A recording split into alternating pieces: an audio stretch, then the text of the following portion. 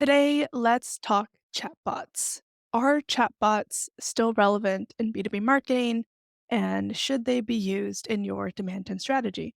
Also, forgive me and my voice, and if you guys hear any sickness just like that, I am still battling the flu a little bit, and so I'm still trying to push through with this podcast and a couple other work for my clients. So please bear with me for today's episode, and I will do my best to pause, mute myself, do what I need to do, and then return. So if you guys hear any lags or even some coughs or sickness or sniffles, again, please forgive me. I'm trying my best.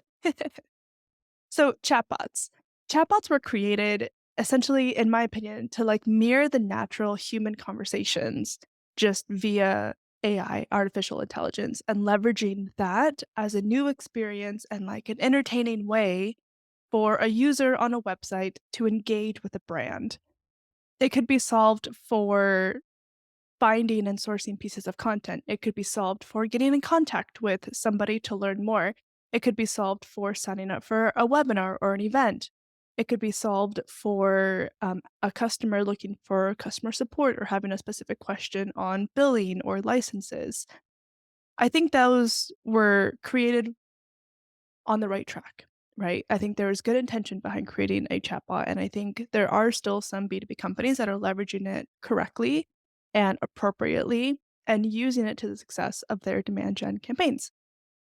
However, the majority of companies that I see running chatbots are using it more with the priority of a contact acquisition more than trying to enable and entertain a user's experience on their site.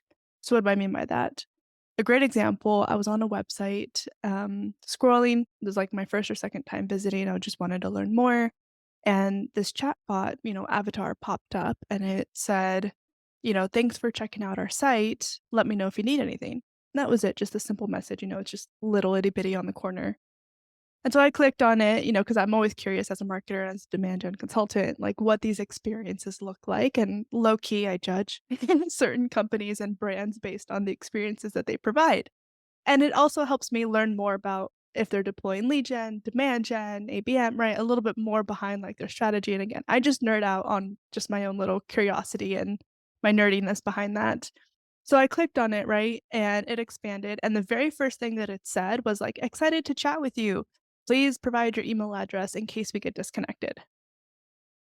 First and foremost, like, I'm not even connected with you, period, right? Like, in case we get disconnected, like, we're not even connected yet. Like, I haven't even asked a question. You haven't even given me any type of value. Like, it just seemed very, very superficial. And then the second part is that is like you already want my email address before I could even ask a question. And so that tells me a lot about how they prioritize like contact information and contact acquisition before even providing value for me at all. And I feel like that's a very poor way to use a chatbot experience. I think there's a lot of better interactions that we could be talking about and putting into motion when we talk about enabling a user's journey on a website. And so in this episode, I'm actually going to talk a little bit more about some of the roadblocks and the issues why companies don't go that route, right? Because I think there's a reason why companies are going that direction and they're not just being totally naive, right? Or wanting to sabotage a user's experience. I don't think anybody's intentionally doing that. They're trying to just to deploy the best strategy that they see possible, right? And that meets the needs of deriving their KPIs and the orientation of that landscape with how they're created and generated and that infrastructure for measuring, for marketing, for reporting, all those things.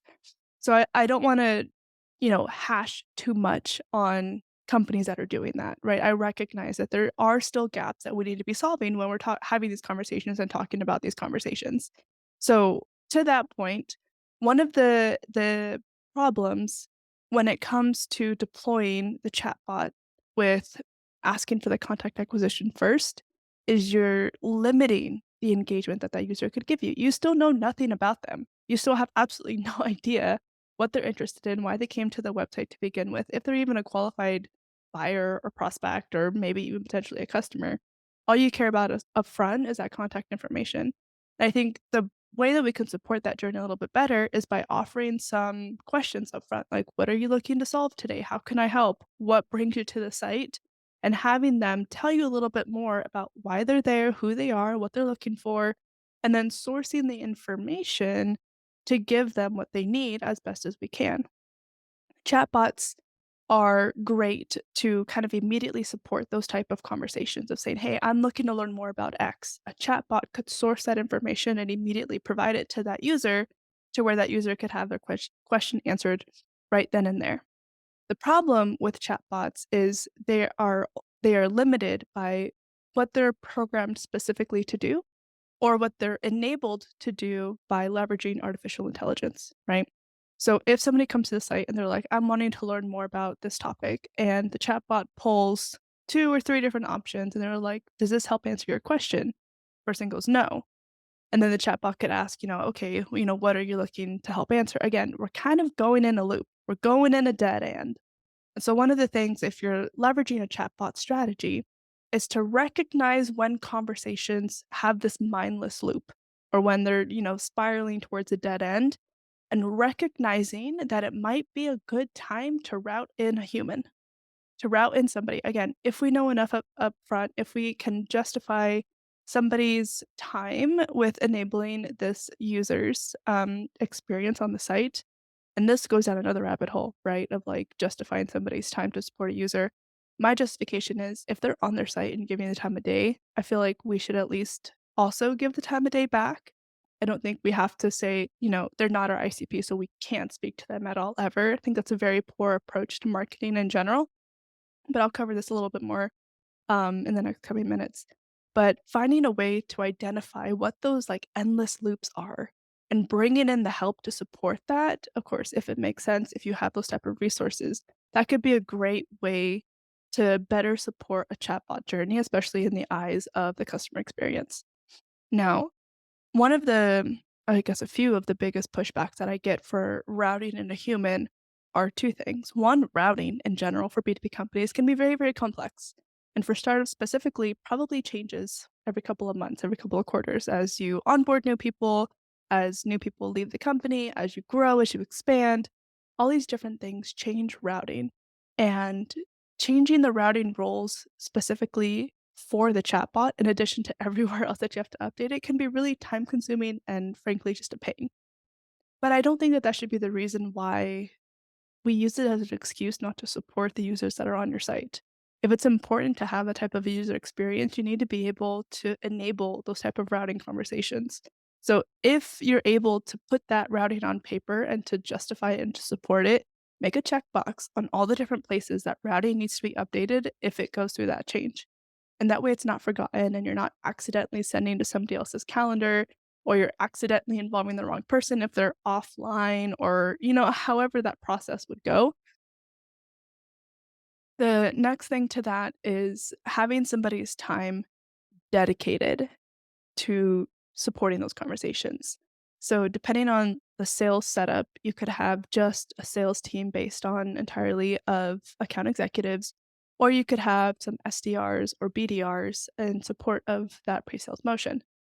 However, nobody really wants to be manning the inbox while they're online, and nobody really wants to be taking the turn of checking that. Of course, BDRs and SDRs are probably gonna be a little bit more excited because they're fueled by that level of, go-getting attitude and that initiative behind it.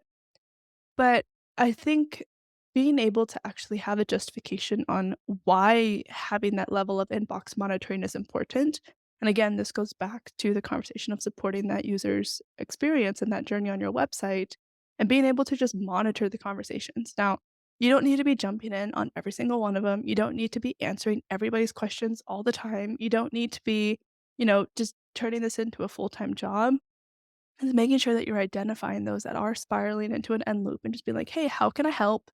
Or if the chatbot is programmed to identify that and say, "Let me bring in a live person to help," and then actually having somebody available that can hop in. Another poor experience that I've experienced leveraging a chatbot is saying, going down this rabbit hole, and the chatbot's getting stuck in that endless loop.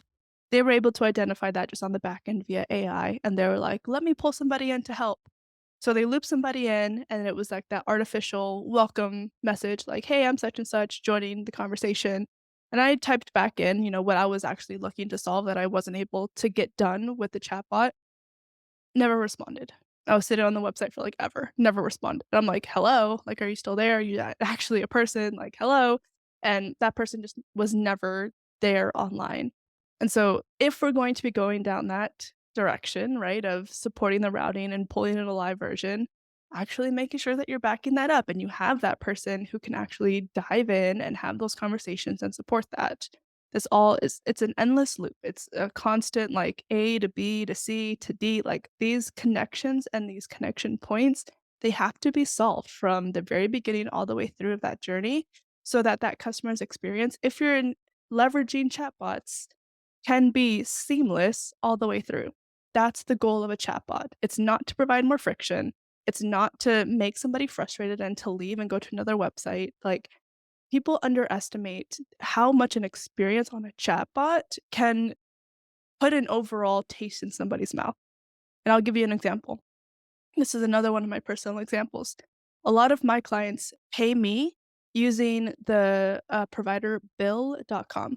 So when I send my invoices out, they'll add me and my business will connect on bill.com and they just, send kind of those wire transfers all the way through. The problem with that is if, like I said, there's no real problem, right? But one of the issues that I had was, the client's bank account got acquired, and so, like, the routing number changed, and the client was just unaware, and Bill.com was essentially hoarding my money because they were waiting for it to clear before they could send it to me. And so I was contacting Bill.com, like, left and right, trying to figure out sending them emails. I was trying to figure out how to just, like, freaking call somebody to figure this out 'cause it's been, like, 2 weeks, and I'm just like, "Okay, like, where's my money?" Right? And, I was trying to figure out how to talk to somebody, and the only way like, they had no number to call. There was no live interaction. The only way I could connect with somebody was through a live chat. Fine, right? I did it. I went to Bill.com, I was on my computer, they're asking me to sign in, they didn't recognize my platform, like, I didn't have all the connections, I guess, online on, like, Bill.com on the site, but if I went on the app on my phone, they knew exactly who I was, my whole portal, whatever. So, it just made more sense for me to do that live chat on my phone within the app. It did not make sense on the website experience, which is a whole whole 'nother conversation in and of itself. So I'm in the app and I'm live chatting and I'm sitting there with the app open, right? Because I'm waiting for somebody to respond and to solve this, and we're going back and forth. And the app times out. And it says, you've been inactive for too long, and it signed me out. Very frustrating. So I had to sign back in, I had to start over, and I had to start the conversation over. And of course, you get a whole new representative, and they're like, "What can I help you with today?" And I'm like, "I literally was just talking to somebody about all these problems that I'm having, and we were this close to solving it, like super, super close to solving it, and it timed me out." It's like, "So I have to start all over with you, and like, frankly, that's just frustrating. Can you route me to them, or can you pull the history and we can just pick up where we left off?" I had to do this 3 times. 3 times, and there was no option to just pick up the phone and talk to them. So this is where, like, that customer experience needs to come into consideration of, like, I'm going down a spiral loop and I'm getting frustrated more and more by the amount of reps that I talk to because I'm just starting over and nobody's solving my problems, and I'm just here like, I just want my problem solved. So this is a poor example of how chatbot was leveraged from, like, a customer support standpoint. However, well, I'm actually gonna retract that statement. It wasn't a poor experience. I think it could have been optimized a little bit better if the app wasn't gonna get timed out, right? So, there's a couple of different ways that we could have gone about that, but lo and behold, I was able to get it solved. So, it was just a little bit more of a frustrating process, and so that's kind of like it's not the fault of the chatbot, it's the creator and behind the strategy of the reasoning why we're using it and how we and what we wanna get out of it, right? So, those are some of the examples of, or use cases for chatbots. Now, because everybody in B2B is like, "Oh, we need to be modeling what B2C companies are talking about and what they're doing because they're successful with their marketing." Again, yes and no, right? I think within reason. But one of the things that I do think that it translates well are with chatbots. And here's an example. So, if you guys have followed my journey so far, you know that I love Amazon and I buy way too much from Amazon. There was a package that I ordered, that I think, like, was a pair of shoes for my daughter, and I just, like, no longer needed it or something like that. Or you know what? No. It was a package that said it was delivered, but I actually never got it. That's what happened. And, I contacted Amazon through the app, and, I was going down the chat, service, and they were like, "What can I help you with?" And I was like, "Talk about something from my package," and they're like, "Okay, what's wrong with your package?" And it said, "Never received, need to return," or, what are the other options that it was going through. So I selected I never received. And so, it went down a spiral and it said, okay, well, because you're still within like the 48 hours of it being delivered, it still could show up even though it was marked as delivered. So come back after that time period and we could have another conversation. Cool, no big deal. So I waited the time duration and then I came back and I was like, hey, listen, like I still didn't get it. I checked my front door, I checked my mailbox, I checked around the surroundings in case the person tried to hide it. Like I physically don't have this package. Like, can I request a refund or like can you just send it to me again? And the representative, I did the whole process again right through the chat, and after I said I need to talk about returning this item and, getting my money back because the package never came, it routed me to a live person. And probably within 2 minutes, I got my problem solved, and they said, "Don't worry about it, we'll refund the money right now. If the package does come," they even said, "Feel free to keep it, or if you seriously don't need it, feel free to return it. Here's the label, like, free shipping." And so I was able to get that completed in like 2 minutes because they were able to identify what my need was up front and that this probably required a little bit more than just what the chatbot could serve. And they routed me to an actual human who could support that need and get all the configurations and the trackings and all that set up for me. So I don't think chatbot marketing in B2B is dead. I don't think that it's ineffective. I think that it just, like many other channels, needs to be revolutionized with the lens of our consumers in mind. So, all of this to say that because of the poor experiences that I've had with chatbots, it seems to be a little bit more of a norm of what B2B companies are doing on their website more than the nice, easy journey of being able to figure out what I want right on a site. And so, as you think about one, if you have a chatbot right now that's set up on your website that immediately asks for that contact information, please stop. Please just turn that off right now and entirely rethink the way that that strategy is going on behalf of your consumer, right? Extract your marketing and your sales lenses, put on your consumer lenses, and figure out a way that we can better optimize that process. So again, it's not that chatbots are ineffective or that, they're dying as a channel. It's the fact that we're unwilling to put in the work behind making them successful. And in my opinion, it rolls under somebody else's role. Like when I was in-house as a demand gen marketer, it rolled under demand gen. Everything rolls under demand gen, paid media, email marketing, website optimization, chatbot marketing. But each one of those in and of itself could very much be full-time jobs, right? Like, I feel like all the other demand gen marketers know, like, we're swamped all the time trying to do it all and trying to pick the right channels. And even on the channels that we do pick and that we are very selective on, take a lot of work from getting it up and running, optimizing it, constantly checking, trying to figure out if we're on the right track. Like, they're full-time jobs in and of itself. My 2 cents is that chatbot marketing is a full-time role in and of itself.